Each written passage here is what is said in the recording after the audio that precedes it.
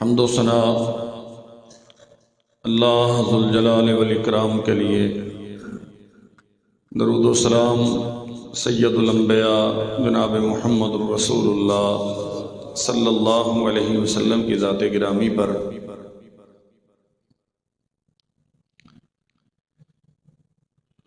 معاشرے کی پاکیزگی اور طہارت کے لیے شرم و حیا کا قائم رکھنا بہت بنیادی ضرورت ہے، اور شرم و حیا کے تحفظ کے لیے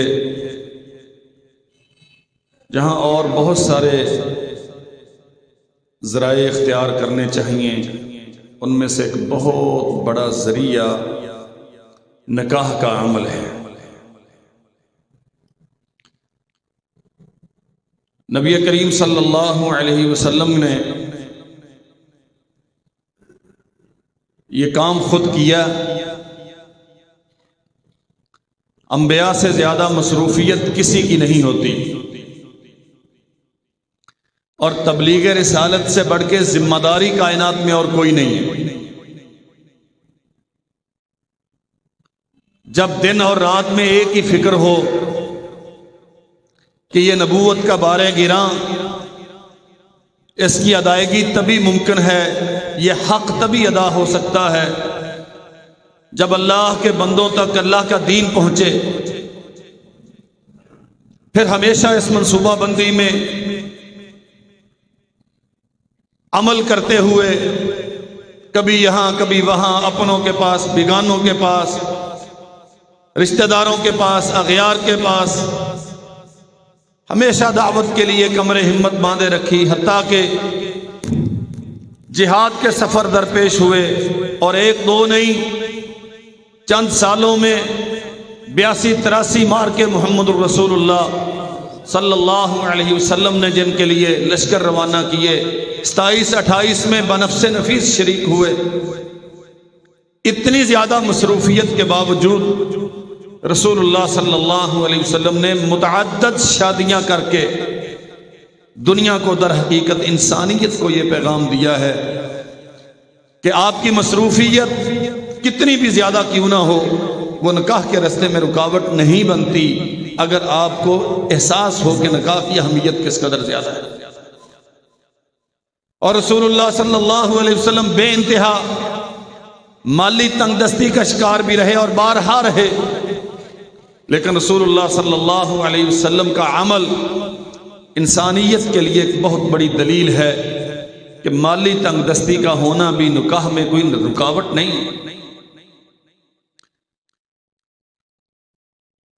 رسول اللہ صلی اللہ علیہ وسلم نے نہ صرف یہ کہ خود کی امت کو تلقین کی شادیاں کرنے کی اور بر وقت شادی کرنے کی، صحابہ کرام میں سے بعض لوگ سیدہ عائشہ رضی اللہ عنہا کے ہاں تشریف لائے،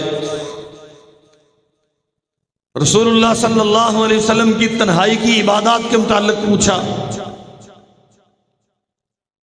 فرض تو مسجد میں ادا ہوتے تھے، ساری دنیا جانتی تھی، گھر میں آ کر رسول اللہ صلی اللہ علیہ وسلم کیسے رہتے ہیں؟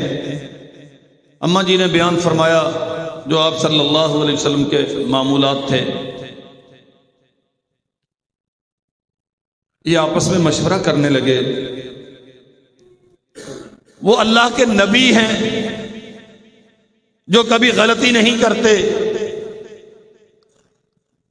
کوئی گناہ ان کے کھاتے میں نہیں ہے، ان کی حالت یہ ہے کہ کبھی آدھی رات سے کچھ کم، کبھی زیادہ، وہ رات کو اللہ کی عبادت کرتے ہیں، وہ کہاں اور ہم کہاں، ہمیں تو اس سے زیادہ کرنی چاہیے۔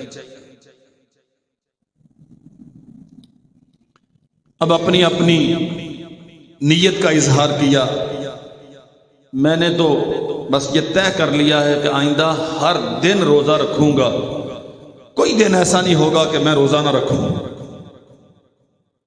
کتنی بڑی نیکی ہے۔ دوسرے نے کہا ساری رات عبادت کیا کروں گا، اب سوؤں گا نہیں کبھی، ساری ساری رات بندگی کروں گا۔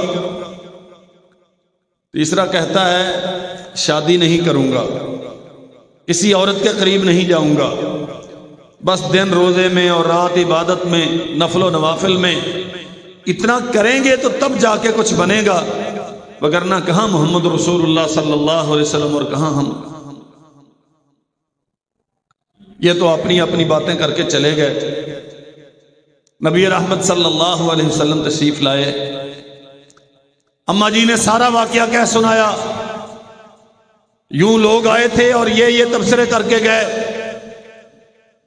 آپ صلی اللہ علیہ وسلم نے بلوایا انہیں، تم نے یہ کہا ہے؟ جی حضرت اس نیت سے کہا ہے تاکہ ہماری عبادت زیادہ ہو جائے۔ اللہ اکبر۔ رسول اللہ صلی اللہ علیہ وسلم نے فرمایا انی لاخشاکم للہ واتقاکم لہ، میں تم میں سب سے زیادہ اللہ سے ڈرتا بھی ہوں اور اللہ ذو الجلال والاکرام کا تقوی بھی سب سے زیادہ میرے دل میں ہے، لیکن اس کے باوجود میں اصلی و انام، میں نماز بھی پڑھتا ہوں، رات کو سوتا بھی ہوں۔ میں نے تو کبھی یہ اعلان نہیں کیا کہ ہمیشہ ساری رات نماز ہی پڑھتا رہوں گا۔ میری آنکھوں کا، میرے جسم کا مجھ پہ حق ہے، جیسے اللہ ذو الجلال والاکرام کا مجھ پہ حق ہے۔ اللہ کے حق کی ادائیگی کے لیے میں اس کے سامنے سجدہ ریز ہوتا ہوں، اپنی گھر والیوں کی حق کی ادائیگی کے لیے ان کے بستر پہ جاتا ہوں، اور اپنے جسم کے حق کی ادائیگی کے لیے آرام کرتا ہوں۔ وَأَصُومُ وَأُفْطِرُ، میں روزے رکھتا بھی ہوں، لیکن کبھی رکھ لیا کبھی نہ رکھا۔ میں نے نفلی روزے اپنے آپ پہ لازم تو نہیں کیے، جس دن آسانی ہوتی ہے میں رکھ لیتا ہوں، کبھی نہیں رکھتا۔ اور فرمایا وَأَتَزَوَّجُ النِّسَاءَ، اور میں نے عورتوں سے شادیاں بھی کر رکھی ہیں۔ فَمَن رَغِبَ عَن سُنَّتِي فَلَيْسَ مِنِّي، ثواب اسی کو ملے گا جو کام میری سنت کے مطابق کرے گا۔ اور میری سنت یہ ہے، نوافل میں کبھی روزہ رکھ لو کبھی نہ رکھو۔ سیدنا عبداللہ ابن عمر بن عاص رضی اللہ عنہ نے اصرار کیا رسول اللہ صلی اللہ علیہ وسلم سے، میں زیادہ رکھ سکتا ہوں، زیادہ رکھ سکتا ہوں، زیادہ رکھ سکتا ہوں، حتیٰ کہ رسول اللہ صلی اللہ علیہ وسلم نے فرمایا ایک دن رکھ ایک دن نہ رکھ۔ یہ صیام داؤد ہیں، داؤد علیہ السلام روزہ یوں رکھا کرتے تھے، اور فرمایا اس سے زیادہ نفلی روزے رکھنے کی کسی کو اجازت نہیں۔ یہ بندہ بڑی اچھی نیت کے ساتھ اعلان کرتا ہے میں روزانہ روزہ رکھوں گا۔ محمد رسول اللہ صلی اللہ علیہ وسلم نے فرمایا اللہ کے بندے پھر تجھے کوئی ثواب نہیں ملے گا۔ اگر شادی کر رکھی ہے تو گھر والی کے پاس جا، نہیں کی تو کر۔ یہ رہبانیت، دنیا کے معاملات سے بالکل کٹ جانا، نہ دولت سے کوئی غرض ہے، نہ کاروبار سے کوئی لین دین ہے، نہ بیوی بچوں کی کوئی فکر ہے، یہ اسلام نہیں ہے۔ اسلام تو آپ کو سبق دیتا ہے معاشرتی زندگی کا، مل جل کے رہنے کا۔ شادی کرو، اللہ تمہیں اولاد دے، اولاد کی اچھی تربیت کرو، یہ اولاد بڑی ہوگی تو تمہارے لیے، تیرے مرنے کے بعد تیرے لیے صدقہ جاریہ بنے گی، تو چلا جائے گا تیرے لیے دعا کرے گی، بلندی درجات کا باعث بنے گی، اور قیامت کے دن اللہ ذو الجلال والاکرام کی رحمت کے ساتھ جنت میں لے جانے کا باعث بنے گی۔ رسول اللہ صلی اللہ علیہ وسلم نے فرمایا جس نے 3 بیٹیوں کی اچھی تربیت کی، انہیں جوان کر دیا، وہ 3 بیٹیاں اس کے لیے جہنم کی آگ سے ڈھال ہیں، اور جس نے 2 کی تربیت کی وہ 2 اس کے لیے جہنم سے ڈھال ہیں۔ بیٹیاں تو تبھی ہوں گی نا جب شادی کرے گا۔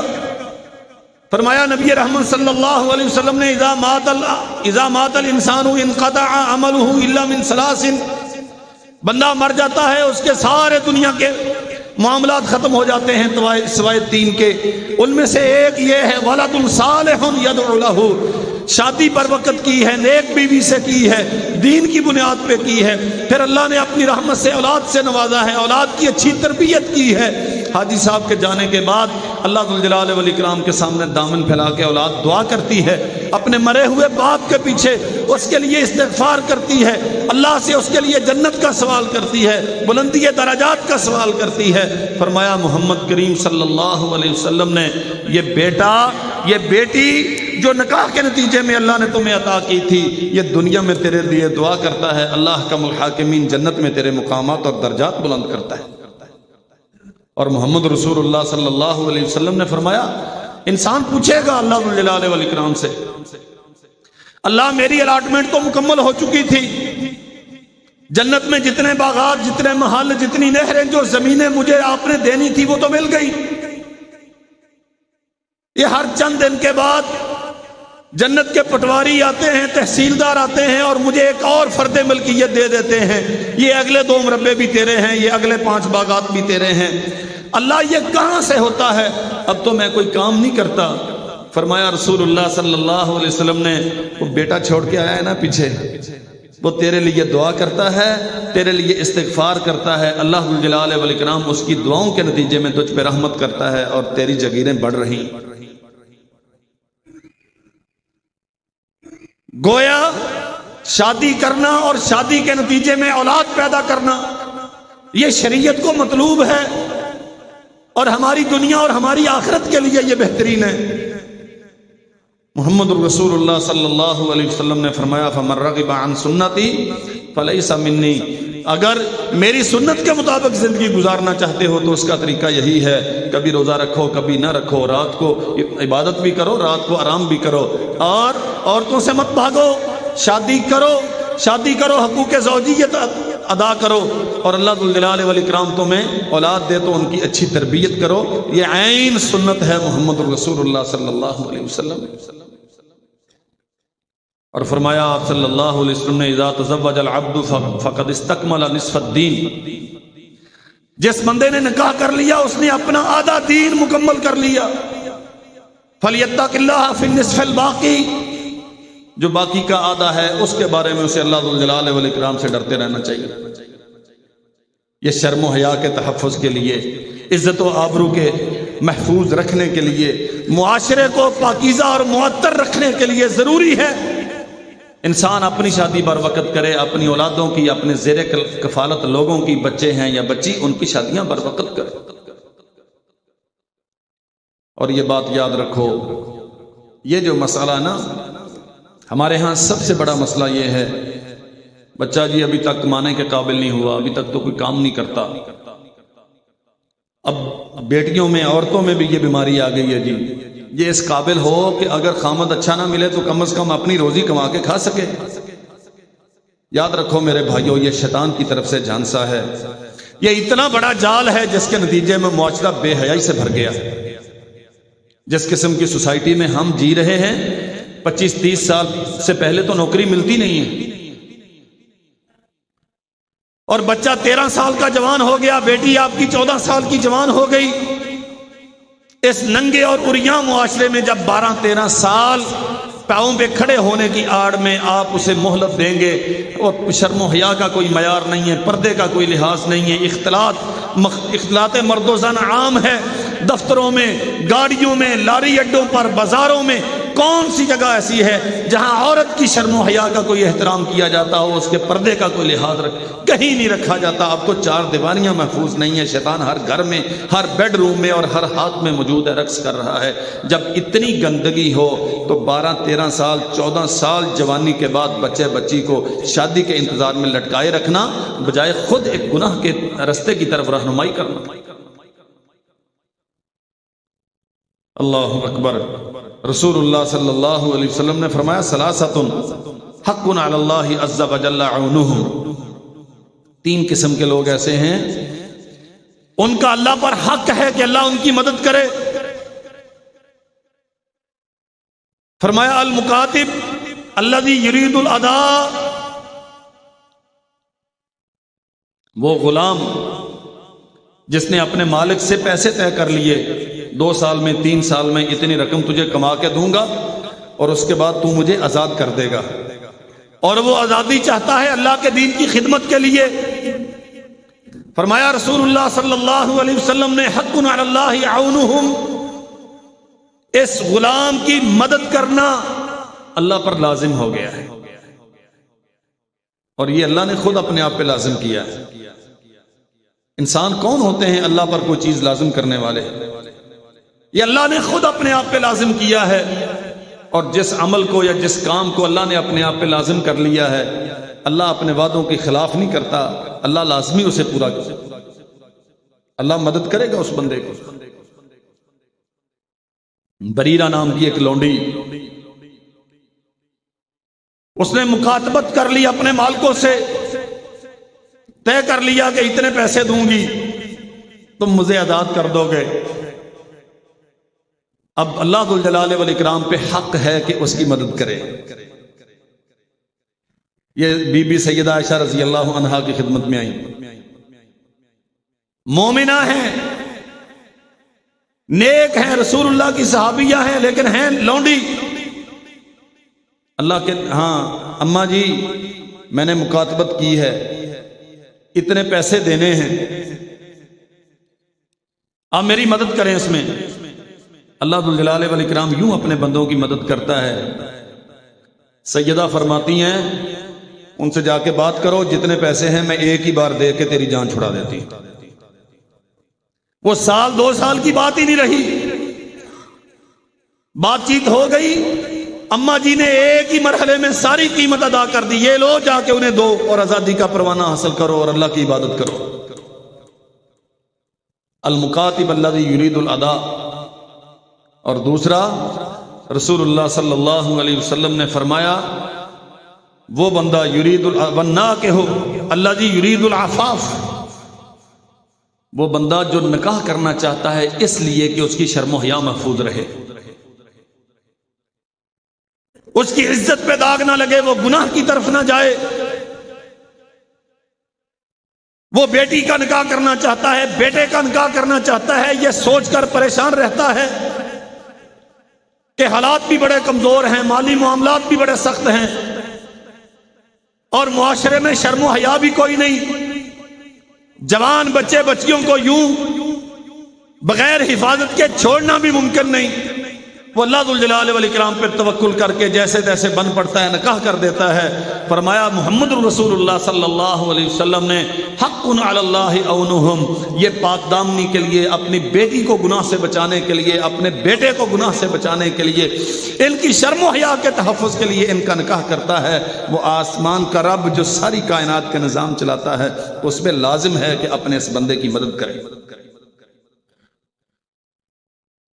اور اللہ ذو الجلال والاکرام مدد کرتا ہے۔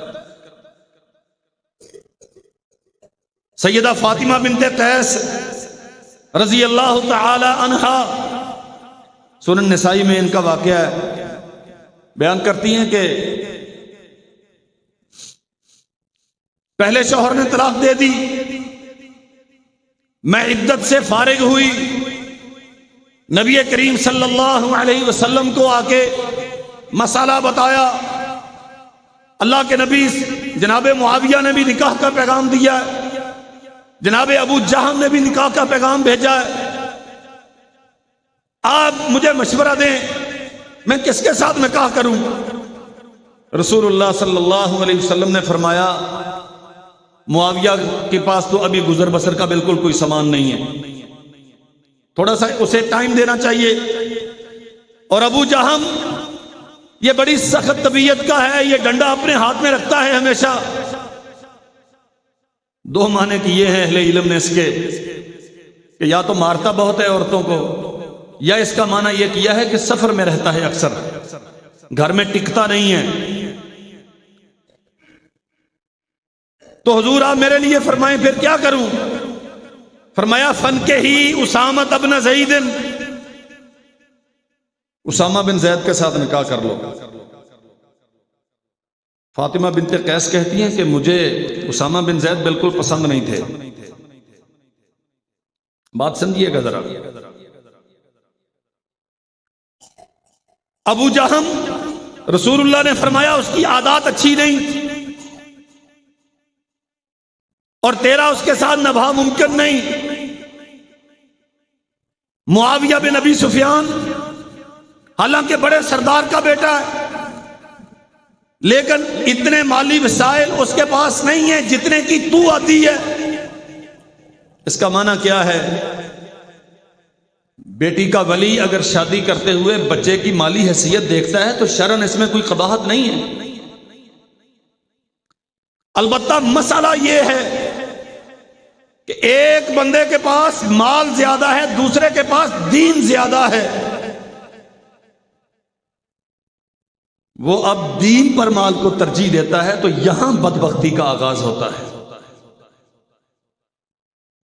वगरना नफका सकना, कम से कम 2 वक्त की रोटी मारूफ तरीके से देना और सर छुपाने के लिए छठ फराहम करना, यह हर बेटी का हक है कि वो पहले देखे निकाह करने से मेरा शौहर मुझे ये दे सकता है कि नहीं। हर वली का हक है कि वो अपनी ज़ेरे वलायत बच्चियों के मुतालिक ये सोचे।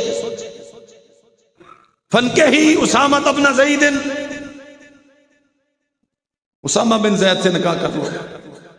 उसामा बिन ज़ैद रज़ी अल्लाह अन्हु शक्ल और सूरत में हमारे जो पैमाने हैं ये कोई बहुत अच्छे नहीं थे,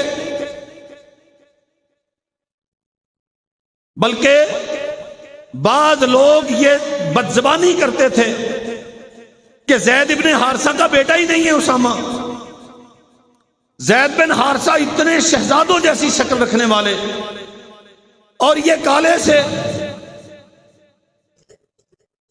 और मोहम्मद रसूलुल्लाह सल्लल्लाहु अलैहि वसल्लम इस बात पे परेशान रहते थे कि मैं ज़ैद से भी मोहब्बत करता हूं, उसामा से भी मोहब्बत करता हूं, और लोग इनके नस्ब में बातें करते हैं।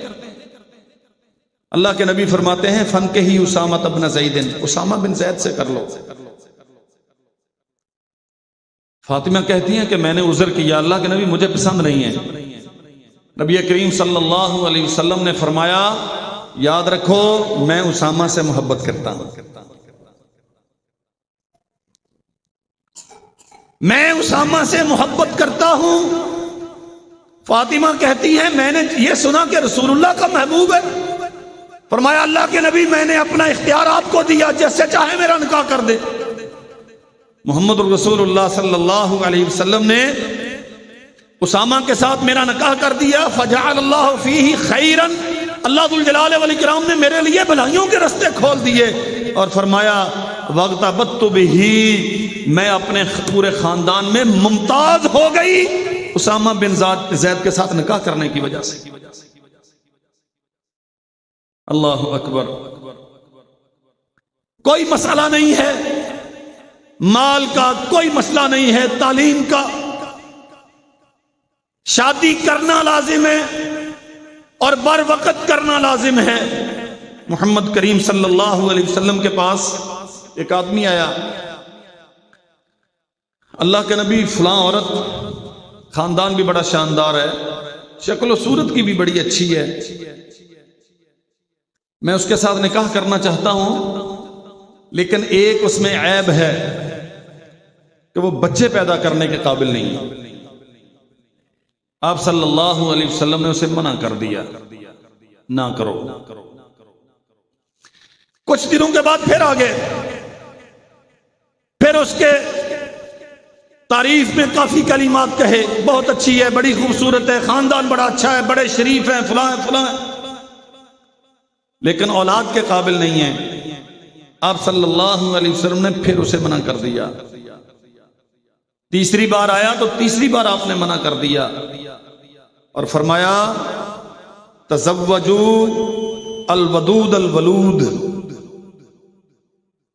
उन औरतों से शादियां करो जो खामदों के साथ ज्यादा मोहब्बत करने वाली और ज्यादा बच्चे पैदा करने की सलाहियत रखने वाली हों। फ़इन्नी मुकासिरुम बिकुमुल उमम, दुनिया में जितने तुम बच्चे ज्यादा पैदा करोगे उसी कदर ज्यादा कयामत के दिन मेरी उम्मत होगी, और जिस कदर मेरी उम्मत ज्यादा होगी अल्लाह जुल जलाल वल इकराम उसी कदर ज्यादा इज्जत और इफ्तिखार के ताज मुझे पहनाएंगे। इन्नी मुकासिरुम बिकुमुल उमम। और याद रखो बांझ औरत के साथ निकाह करना मना नहीं है, लेकिन जब मसला पूछा जाता है تو جس سے پوچھا جاتا ہے اسے اس بندے کے دائیں بائیں کو بھی دیکھنا چاہیے. مثلا مجھ سے کوئی آ کے مسئلہ پوچھتا ہے فلاں گھر میں نکاح کر لوں لیکن ابا نہیں مانتا, تو دیانتداری کا تقاضا یہ ہے کہ میں بچے کو سمجھاؤں بھائی جہاں ابا نہیں مانتے وہاں نکاح مت کرو. نکاح کرنے سے تیرے رشتے ٹوٹ جائیں گے, تیری برادری تو اس سے روٹ جائے گی. نبی کریم صلی اللہ علیہ وسلم نے جتنی عورتوں سے نکاح کی ہے سوائے 2 کے, کسی سے اللہ نے بیٹا نہیں دی, کسی سے اولاد نہیں دی. اور سیدہ سودا رضی اللہ عنہا تو اتنی ضعیف ہو چکی تھی جب آپ نے نکاح کیا کہ شاید اس وقت بھی ان سے اولاد کی امید نہ تھی. لیکن حالات و واقعات دیکھے ہیں اس کے. یہ نوجوان ہے, ابھی تو جذبات میں آ کے کہہ رہا ہے, لیکن 1-2 سال میں اسے تشنگی محسوس ہوگی, اسے کمی کا احساس ہوگا کہ میرے گھر میں بچے نہیں ہیں, میرا کوئی بیٹا ہو کوئی بیٹی ہو, میں اسے کھلاؤں, میں اس سے لاڈ پیار کروں, تو یہ برداشت نہیں کر پائے گا. پھر گھر میں مسائل کھڑے ہوں گے. اس لیے رسول اللہ صلی اللہ علیہ وسلم نے کہا اس سے نکاح کرو جو زیادہ محبت کرنے والی ہو اور زیادہ اولاد پیدا کرنے کے قابل ہو. اب یہاں مسئلہ یہ ہے, یہ دونوں پیمانے شادی سے پہلے کیسے ناپے جا سکتے ہیں کہ یہ عورت زیادہ محبت کرنے والی اور زیادہ اولاد پیدا کرنے والی؟ کم از کم یہ کلیئرٹی تو اس کے متعلق موجود نہ ہو نا کہ میڈیکل رپورٹ کہتی ہے یہ عورت اولاد کے قابل نہیں. کوئی شادی شدہ مردوں سے نکاح کر لے جسے اولاد کی اتنی ضرورت اور خواہش نہ ہو, کوئی مسئلہ نہیں. تندرست ہونا تو اس کے لیے لازم ہے نا. اور دوسری بات, دیکھا جائے گا اس کے خاندان کی عورتوں کو, اس کی بہنیں, اس کی خالائیں, اس کی پھوپھیاں, اس کے خاندان کی عورتیں, ان کے رویے اپنے خامدوں کے ساتھ, سسرالیوں کے ساتھ کیا ہیں, اولاد پیدا کرنے میں ان کی حالت اور کیفیت کیا ہے, اسے دیکھ کے, اس خاندان کو دیکھ کے فیصلہ کیا جائے.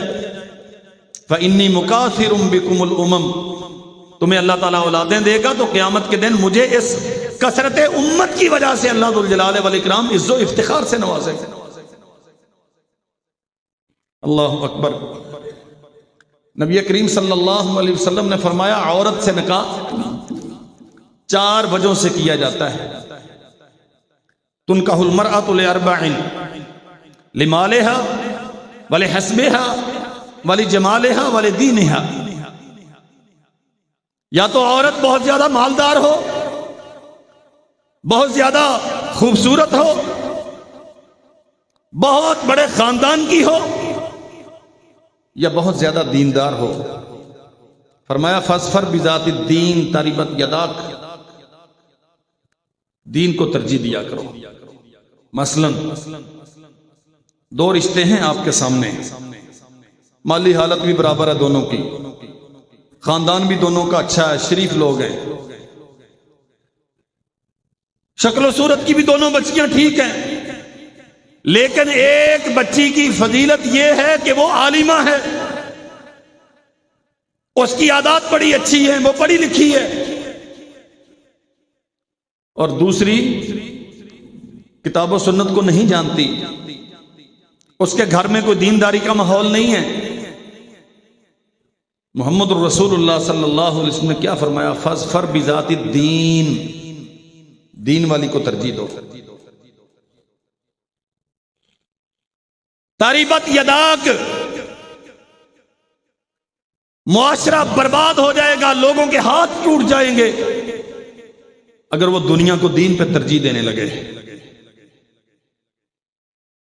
اور ہمارے دین اپنی ترجیحات میں آخری نمبر پر بھی کہیں نہیں ہوتا. میں پوری ذمہ داری کے ساتھ کہتا ہوں, چند لوگ ہیں جنہیں اللہ نے یہ توفیق دی ہے, وہ دیکھتے ہیں بیٹی کا رشتہ کرنا ہے, بچے کا اخلاق دیکھیں, اس کی دوستیاں دیکھیں, یہ کہاں بیٹھتا ہے,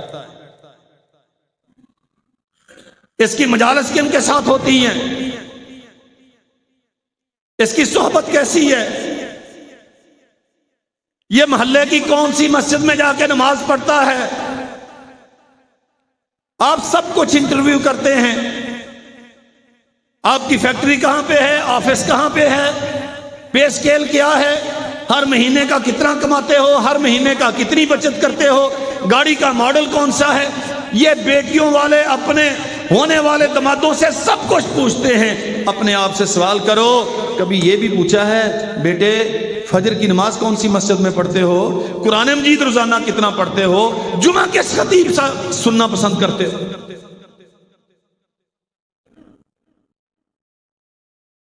جب یہ سوال نہیں ہوتے نا تو مولوی صاحب یہ کوئی سوال کرنے والے ہیں؟ اور بھائی یہی تو اصل سوال ہیں کرنے والے، یہی تو اصل مسئلہ ہے پوچھنے والا۔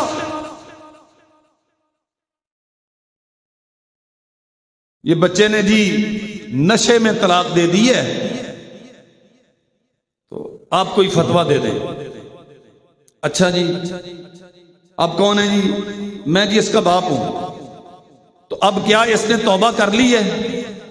آپ ضمانت دیتے ہیں کہ دوبارہ یہ شراب نہیں پیے گا؟ اور جی کیا کریں جی، ماحول ہی ایسا ہے۔ بھئی ایسا ماحول اسے فراہم کرنے میں ذمہ دار کون ہے؟ تجھے اتنا تو معلوم تھا کہ بیٹے کا نکاح کرنا ہے، لیکن اسے گندی مجلسوں سے بچانا تیری ذمہ داری نہیں؟ شرابی دوستوں سے جان چھڑا کے نمازیوں کے ساتھ اسے بیٹھنے پر آمادہ کرنا کیا بحیثیت باپ تیری ذمہ داری نہیں؟ جو ذمہ داریاں تیری تھی نہیں وہ تو نے اپنے سر پہ لاد رکھی ہیں، اور اب شراب پی کے طلاق دی اور تو سفارش لے کے آ گیا۔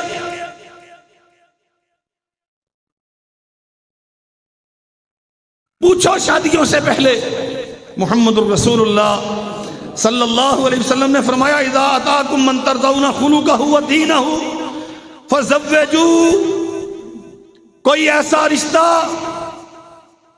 جس بچی کا یا بچے کا اخلاق تمہیں پسند ہے، من ترضون خلقہ، اخلاق اس کی عادات، اسے بولنے کا سلیقہ ہے، اسے نبوی آداب کے ساتھ کھانے پینے کا طریقہ ہے۔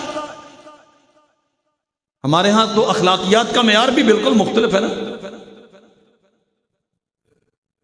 جو معاشرے کی ترجیحات کے مطابق لباس پہنے چاہے وہ سارا ننگا نظر آئے، جو چلتے پھرتے جانوروں کی طرح کھانے کھائے، بڑی بڑی مارکیٹوں میں جا کے شاپنگ کیسے کرنی ہے یہ اوچھے سے طریقے اسے آتے ہوں۔ من ترضون خلقہ ودینہ، جس کے اخلاق تمہیں پسند ہوں، جس کا دین تمہیں پسند ہو، عزت کرنا جانتا ہے، بڑے چھوٹے کے ادب آداب سے واقف ہے، شرم و حیا اس کی نگاہوں سے ٹپک رہی ہے، غیرت والا ہے،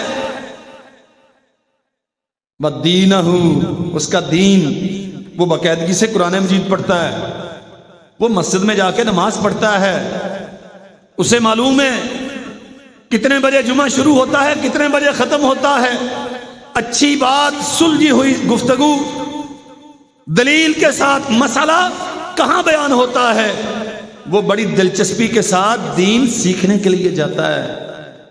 من ترضون خلقہ ودینہ فزوجوہ، اس کا دین اور اخلاق تمہیں پسند آ گیا ہے، اس کے ساتھ اپنے بچے کا بچی کا نکاح کر دو،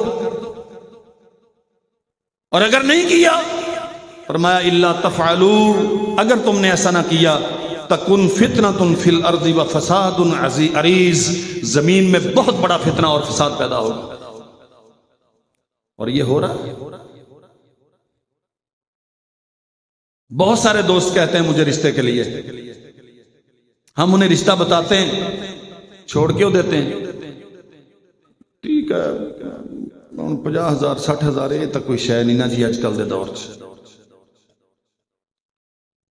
کبھی نہیں کسی نے کہا کہ میں یہ رشتہ اس لیے چھوڑ رہا ہوں بچہ یا بچی نمازی نہیں ہے۔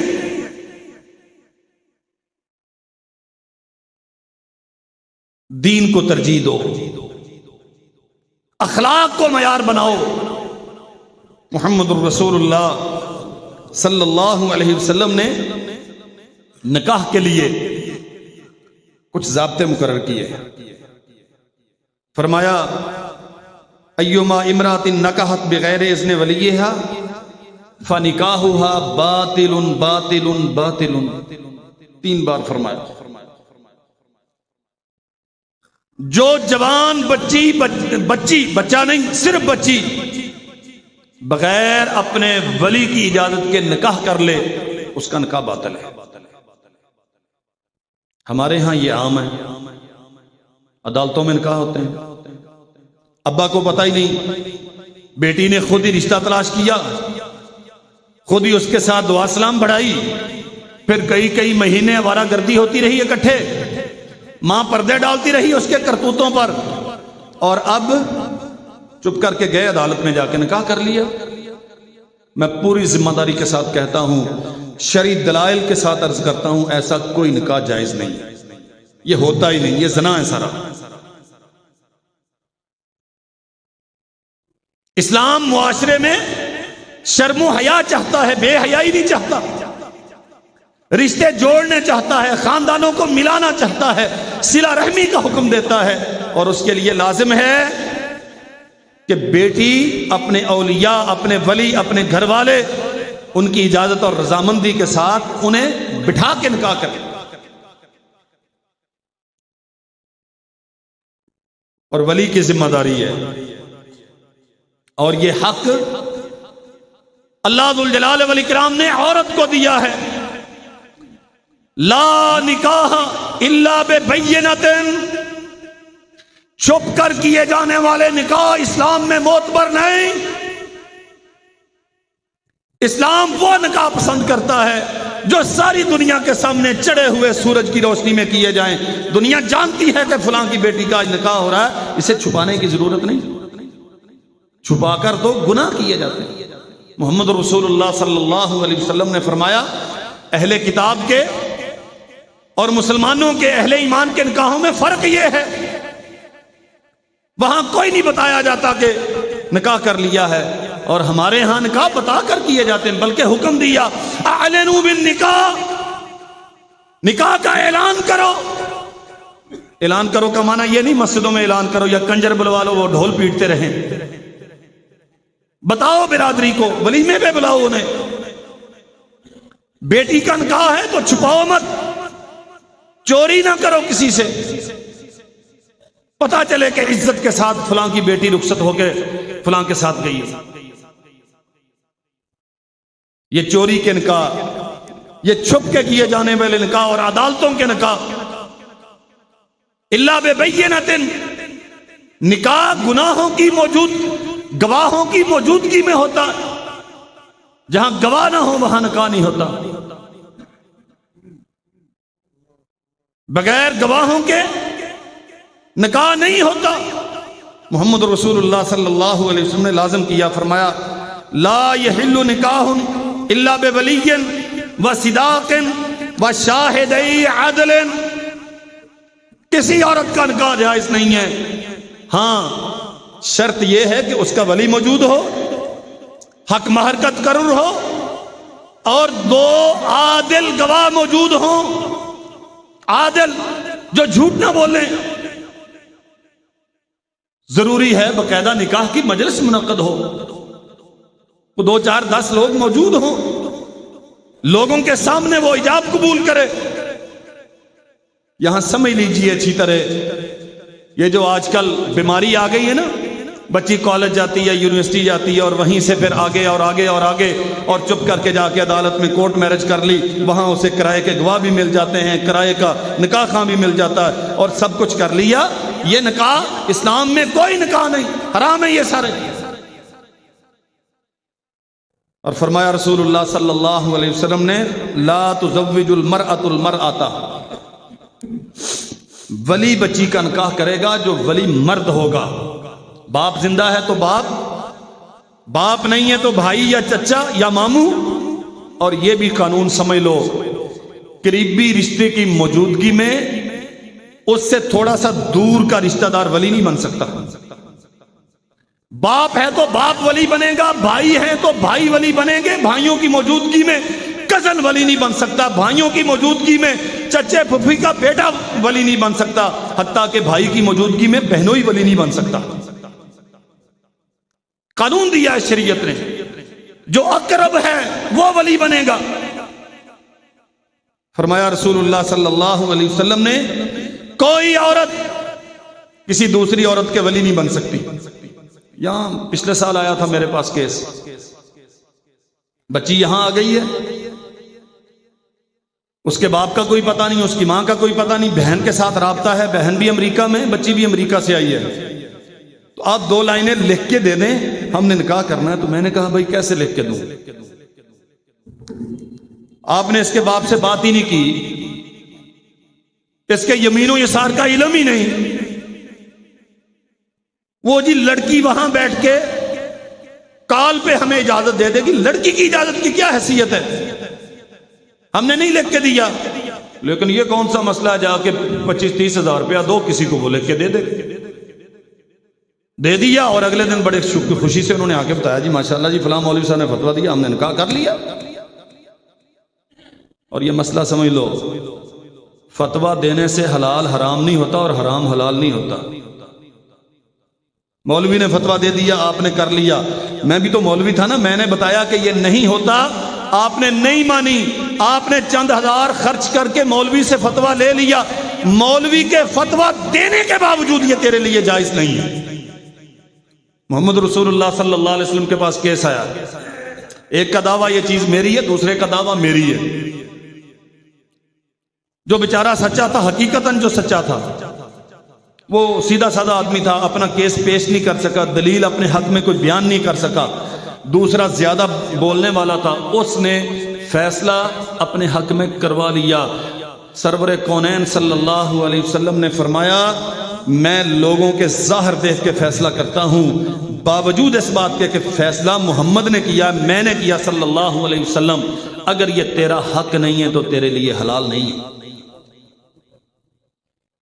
مولویوں کے فتوے، مولوی صاحب نے فتویٰ دے دیے، اب تو مولویوں سے زیادہ وکیل فتوے دے رہے ہیں، نکاح طلاق میں تو وہ سب سے زیادہ دے رہے ہیں۔ بس فرق یہ ہے کہ مولوی کو آپ جاتے ہوئے 200 روپے، مولوی جی نیانے واسطے کیلے لے جا جی ادھی درجن، اور وہ پہلے کہتا ہے 50,000 روپیہ جمع کراؤ میں تمہیں فتویٰ دیتا ہوں۔ وہ ماشاءاللہ وکیل فتوے دے رہے ہیں، اور 3 طلاقیں، ہر طلاق کے بعد رجوع، 3 طلاقوں کے بعد بھی فتویٰ دے کے گھر بسا دیتے، اور لوگ بڑی خوشی سے ماشاءاللہ میرے نمازی پوری ٹکا کے رفع الیدین کے ساتھ نماز پڑھنے والے تیسرے دن بڑی خوشی سے آ کے بتاتے ہیں، وہ ایک وکیل کو گیا سی جی ماشاءاللہ، وہ ویسے 50,000 منگدا سی، میں فلانے دی سفارش پوئی 40,000 تے گل بن کے انہیں سانو لکھ دیتا، اسی نکاح کر لے۔ سبحان اللہ، 40,000 کا زنا خریدا۔ لا تزوج المرأة المرأة، کوئی عورت دوسری عورت کے ولی نہیں بن سکتی، نہیں ہے اس کی برادری میں کوئی ولی بننے والا تو وقت کے قاضی کو ولی بنائے گی، محلے کے کونسلر کو ولی بنائے گی، جامع مسجد کے خطیب امام کو ولی بنا سکتی ہے، لیکن ولی مرد ہوگا، غیر مرد ولی نہیں ہوتا۔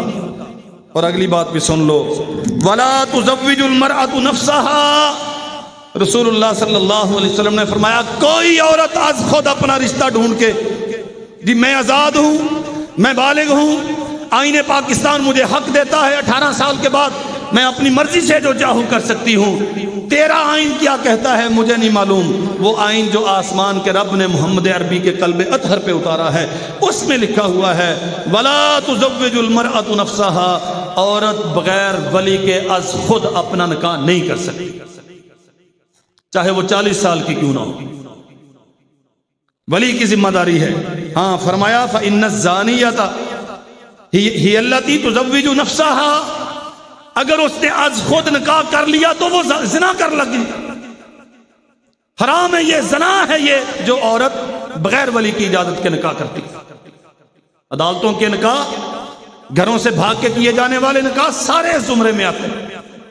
ہاں البتہ ولی ذمہ دار ہے، پابند ہے کہ وہ اپنے زیر کفالت بچی پر ظلم نہیں کرے گا۔ رسول اللہ صلی اللہ علیہ وسلم نے فرمایا لا تنکح الایم حتی تستعمر ولا تنکح البکر حتی تستأذن،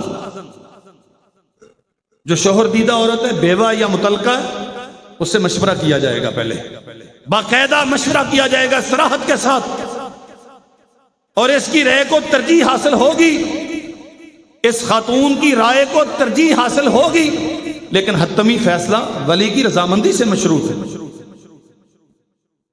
اور جو باقرہ ہے اس سے اجازت لی جائے گی، اس کی رضامندی معلوم کی جائے گی۔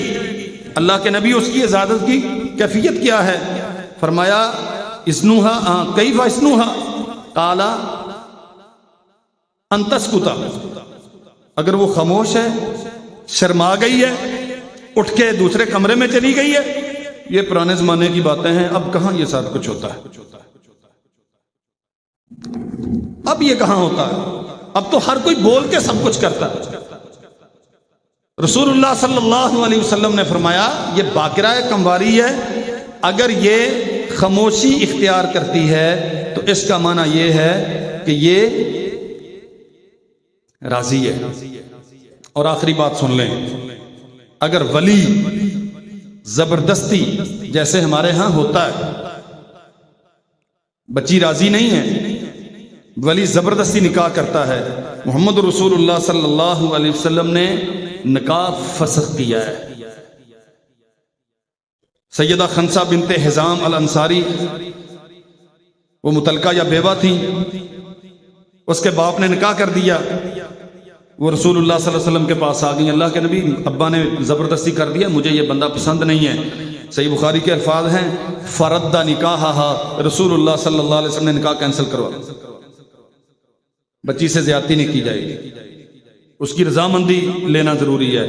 اور دوسری، عبداللہ ابن عباس رضی اللہ عنہ بیان کرتے ہیں ان جاریۃ بکرا اتت النبی فذکرت ان اباہا زوجہا وہی کارہۃ فخیرہا النبی صلی اللہ علیہ وسلم، ایک کمواری لڑکی کا اس کے باپ نے نکاح کیا، وہ اپنے شوہر کے گھر میں رہنا پسند نہیں کرتی، اس سے نکاح اسے گوارا نہیں، رسول اللہ صلی اللہ علیہ وسلم کے پاس آئی، اللہ کے نبی زبردستی ابا نے نکاح کیا، میں اس کو پسند نہیں کرتی، فخیرہا النبی، محمد رسول اللہ صلی اللہ علیہ وسلم نے اسے اختیار دیا، بیٹے تجھے حق ہے، جانا ہے ابا کے فیصلے پر تو چلی جا، اگر نہیں جانا چاہتی تو محمد کسی بیٹی پہ ظلم نہیں کرے گا، تیرا نکاح ختم کر دیا جائے گا۔ دونوں فریقوں کے لیے لازم ہے، اگر بچی کا ذہن کسی طرف مائل ہے تو اس پہ اپنے ولی کو راضی کرے، اور اگر ولی چاہتا ہے تو اپنی بیٹی کو راضی کرے۔ اللہ ذوالجلال والاکرام ہمیں سمجھنے کی توفیق عطا فرمائے۔ وآخر دعوانا الحمدللہ۔